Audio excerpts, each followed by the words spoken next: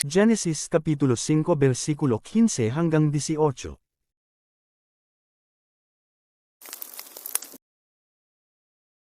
Pero bago tayo magpatuloy, huwag kalimutang mag-follow. Dahil sa pag-follow mo, mas ginaganahan kaming gumawa ng mas marami pang content para sa inyo.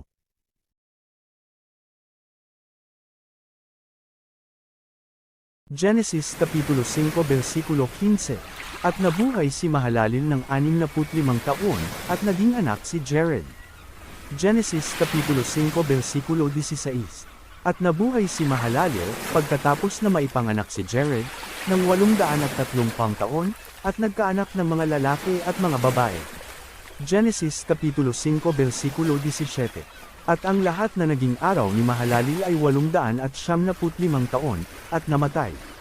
Genesis Kapitulo 5 versikulo 18.